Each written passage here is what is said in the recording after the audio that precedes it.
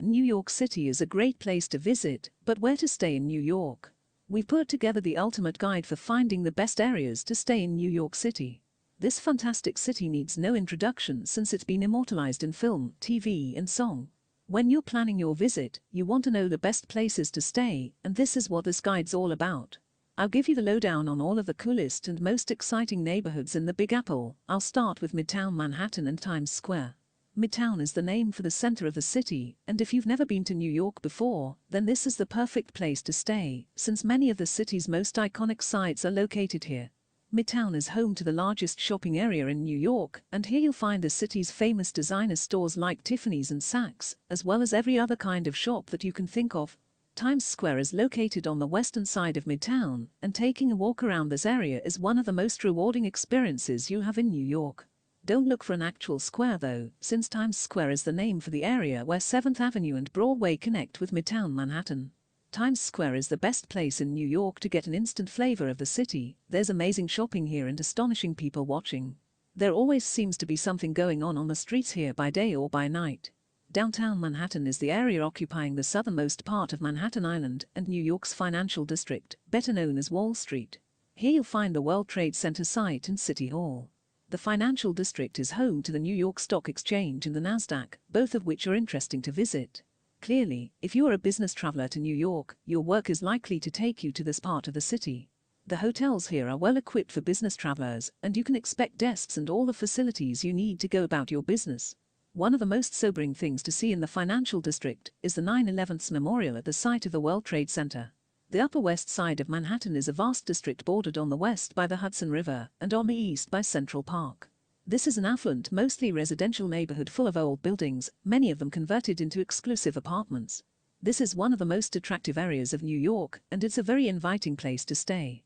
The Upper West Side is full of parks, including the long Riverside Park running alongside the Hudson River, and of course, the famous Central Park. Manhattan's Upper East Side covers the area between Central Park and the East River. This is a luxury residential part of Manhattan and possibly the most upmarket and exclusive place to live on the island. It's an excellent place for visitors, a pretty, leafy, and safe part of New York. There's a lot to see and do here also, and in particular, there's a great number of museums along the Museum Mile stretch of Fifth Avenue besides Central Park. The Museum District houses an embarrassment of riches, including the world-famous Metropolitan Museum of Art.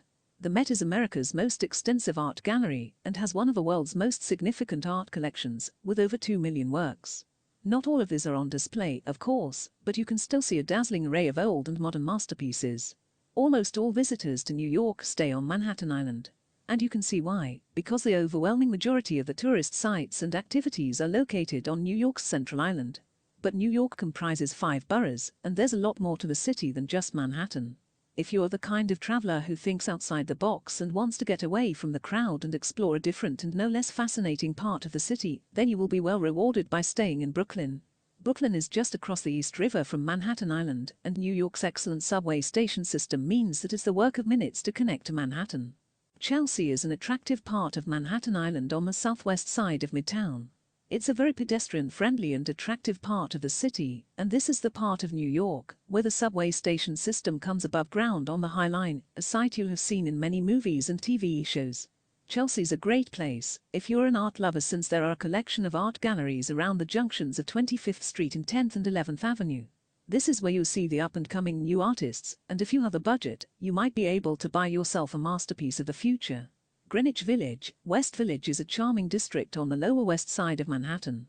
Around here, the rigid grid-line blocks that you find elsewhere in New York fade away, and you are left with an appealing European-style maze of leafy streets.